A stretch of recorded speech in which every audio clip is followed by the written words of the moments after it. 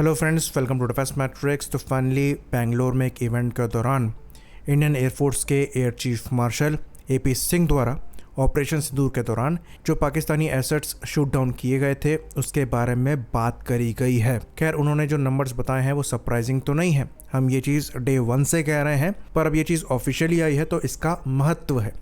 तो air chief marshal AP Singh द्वारा ये चीज़ क्लियरली कही गई कि इंडियन एयरफोर्स ने surface to air missile systems को यूज़ करते हुए पाकिस्तान के हवा में 5 फाइटर प्लेटफॉर्म शूट किए हैं और एक अवैक्स या फिर एलेंट यानी कि electronic intelligence platform shoot down किया गया है, वो भी 300 किलोमीटर की रेंज में, जो कि longest recorded surface to air kill है। तो ये तो रही बात जो हवा में प्लेटफॉर्म शूट डाउन हुए हैं।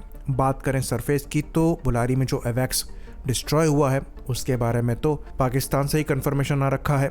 उसके बाद जकोबाबाद में जो F-16 का रिपेयर हैंगर शूट डाउन किया गया है उसमें से मानकर चला जा रहा है कि कम से कम 3 से 5 एयरक्राफ्ट हो सकते हैं। तो पाकिस्तान के अगर आप एसेट लॉसेस को देख लेंगे तो ये बहुत सिग्निफिकेंट है और ये चीज़ वेल नोन है। जो डेटा पब्लिक डोमेन में है आप उसी से अगर डैमेज का असेसमेंट करेंगे तो लार्ज स्केल डैमेज आपको समझ में सीधे सीधे आ जाएगी। तो पाकिस्तान ने ये एक्सपेक्ट ही नहीं किया था कि इंडियन एयरफोर्स इतना डीप जाकर उनके एयरबेसेस को स्ट्राइक कर सकती है, और इसलिए इनका जो अवैक्स है जो कि हैंगर में रखा हुआ था डिस्ट्रॉय हुआ है और इनके F-16s भी डिस्ट्रॉय हुए हैं। बाकी हवा में लॉसेस की बात करें तो ये चीज़ हम पहले भी कह चुके हैं कि S-400 ने बहुत ज़्यादा डैमेज इनको पहुंचाई है।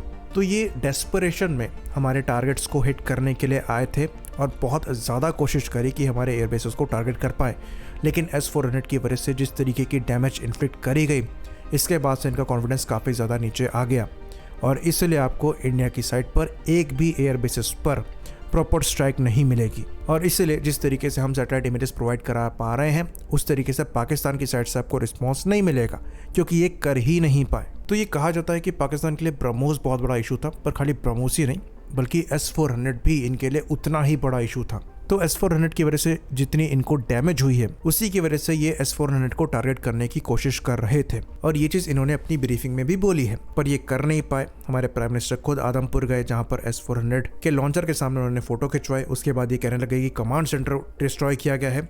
फिर प्राइम मिनिस्टर मोदी की कमांड सेंटर के साथ भी फोटो निकल कर सामने आ गई और ये प्रूव हो गया कि ये कुछ नहीं कर पाए। फिर इन्होंने डॉक्टर्ड सैटेलाइट इमेजेस सामने निकाली अपने क्लेम्स को प्रूव करने के लिए, पर थर्ड सोर्सेज ने ही उनको डिबंक कर दिया।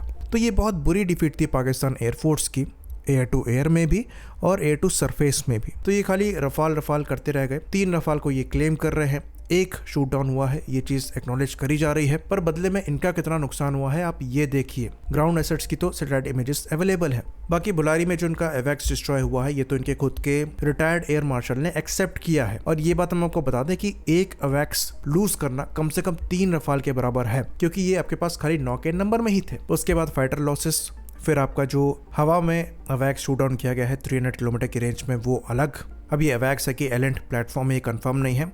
फिर उसके बाद करीबन 6 के आसपास आपके रडार भी डैमेज हुए हैं, कुछ बड़े हैं कुछ छोटे हैं, इनका भी प्रूफ है, सैटेलाइट इमेजेस हैं। तो पाकिस्तान का बहुत बड़ा नुकसान हुआ था और इसलिए पाकिस्तानी DGMO ने इंडियन DGMO को कॉल करी थी सीजफायर के लिए। बाकी सबूत की जो बात होती है कि हमारे अगर एयरक्राफ्ट गिरे हैं तो सबूत क्या है, तो जो रैकेज है ये पाकिस्तानी साइड पर गिरा है, क्योंकि इन्होंने अपने एयर स्पेस को क्रॉस नहीं किया तो वो दिखाया नहीं जा सकता। लेकिन कुछ यहाँ पर वीडियोस अवेलेबल हैं जो कि इन क्रैशेस को इंडिकेट जरूर करते हैं। तो हमने कुछ ही दिनों पहले एक वीडियो को डिस्कस किया था जो कि पाकिस्तान की साइड से आया था, जहाँ पर पाकिस्तानी सिविलियंस मिलिट्री के साथ मिलकर बिम्बर में एक क्रैश साइट को सर्च कर रहे थे पायलट्स के लिए। तो उसमें आदमी क्लियरली कह रहा था कि इंडियन एयरफोर्स का रफाल गिरा है और 2 पैराशूट उसने देखे हैं और पायलट्स को ये लोग सर्च कर रहे हैं। तो दोनों ही साइड से एयर स्पेस ब्रीच नहीं हुआ था, तो इससे ये चीज साफ हो जाती है कि वो पाकिस्तानी प्लेटफॉर्म ही था। साथ में कुछ ही दिनों पहले एक और वीडियो फेसबुक पर वायरल हुआ है जहां से दूर से किसी ने एक क्रैश साइट रिकॉर्ड करी है और ये पाकिस्तान का ही वीडियो है, जहां कहा जा रहा है कि ये इंडियन एयरफोर्स का Su-30 गिराया गया है। लेकिन अगेन ये चीज़ हम जानते हैं कि हमारे किसी भी एयरक्राफ्ट ने एयर स्पेस को क्रॉस नहीं किया है, तो ये पाकिस्तानी ही प्लेटफॉर्म है। तो पाकिस्तान में इंडिया के मुकाबले आप इंफॉर्मेशन पर ज़्यादा बेहतर तरीके से कंट्रोल कर सकते हैं, क्योंकि इनकी ISI जो है ये ग्राउंड पर काम करती है और इनके लोकली कॉन्टैक्ट्स हैं, खासकर बॉर्डर एरियाज में जहाँ पर ये मदरसे से चीज़ों को अनाउंस करवाते हैं। और इसलिए बिम्बर के वीडियो में आपने देखा होगा कि मिलिट्री के साथ सिविलियंस पायलट्स को सर्च कर रहे थे, और इसलिए बॉर्डर एरिया पर जो क्रैशेस हुए हैं उनको छुपाना इनके लिए ज़्यादा आसान था, क्योंकि मिलिट्री का कंट्रोल वहाँ पर काफ़ी अच्छा है सिविलियंस पर भी, और इसलिए पाकिस्तान के अंदर से ज़्यादातर क्रैशेस के वीडियोस नहीं आए हैं। हमारे यहाँ क्योंकि मिलिट्री सिविलियंस को कंट्रोल नहीं करती है, ना ही इंटेलिजेंस एजेंसी सिविलियंस को कंट्रोल करती है, इसलिए कुछ लीक्स हुए हैं। बाकी पाकिस्तान की साइड से जो वीडियोस आए भी हैं, अगर आप उनको ध्यान देंगे तो वो पाकिस्तान के अंदर से आए हैं, जब इंडियन एयरफोर्स ने डीप स्ट्राइक करी है, क्योंकि वहाँ पर सिविलियंस पर ज़्यादा कंट्रोल इनकी ISI का है नहीं, तो उन्होंने वीडियोस बनाकर लीक किए हैं, वरना बॉर्डर की साइड से आपको ऐसे वीडियोस दिखाई नहीं देंगे।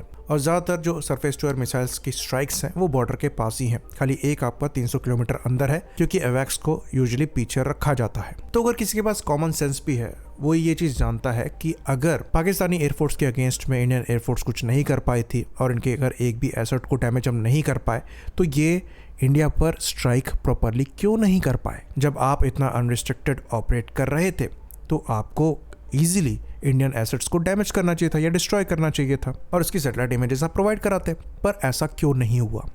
तो ये क्लियर इंडिकेशन है कि इनको ऑपरेट करने में परेशानी आ रही थी और इन्होंने लॉसेस झेले हैं। वहीं पर इंडियन एयरफोर्स के पास ये कैपेबिलिटी थी कि हम स्टैंड ऑफ रेंजेस से ही इनके टारगेट्स को फ्रीली डिस्ट्रॉय कर रहे थे। तो ऐसा बिल्कुल नहीं है कि पाकिस्तान की साइड में कुछ हुआ ही नहीं था, इनके भी एयर डिफेंस सिस्टम्स मौजूद थे जो कि इंडियन एयरफोर्स के लिए थ्रेट थे, लेकिन हमारे पास ऐसे वेपन्स हैं जो कि ज़्यादा स्टैंड ऑफ रेंजेस के साथ आते हैं और ज़्यादा प्रिसाइज हैं। हाँ, डे 1 में हमसे कुछ मिस्टेक्स हुई जिसमें कुछ लॉसेस हुए हैं, और ये चीज़ एयरफोर्स ने एक्नॉलेज भी करी है, पर उसके बाद जो एयरफोर्स ने किया है वो दुनिया ने देखा है। तो इंडिया में बात अकाउंटेबिलिटी की होती है।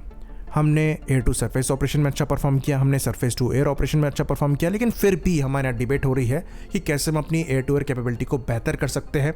हमें अपने फाइटर प्लेटफॉर्म्स में लॉन्गर रेंज की बियॉन्ड विजुअल रेंज मिसाइल्स चाहिए। लेकिन अगर आप पाकिस्तानी डिफेंस एक्सपर्ट्स को देखेंगे या फिर पाकिस्तान में माहौल देखेंगे, तो पाकिस्तान एयरफोर्स पर कोई सवाल ही नहीं उठा रहा है। इतने बड़े लॉसेस झेलने के बावजूद, चाहे ये हवा में हो चाहे ये ग्राउंड में हो, खाली एक वेबसाइट है जो कि बात कर रही है कि हाँ, पाकिस्तान एयरफोर्स को काम करना चाहिए ब्रह्मोस के अगेंस्ट में और S-400 के अगेंस्ट में।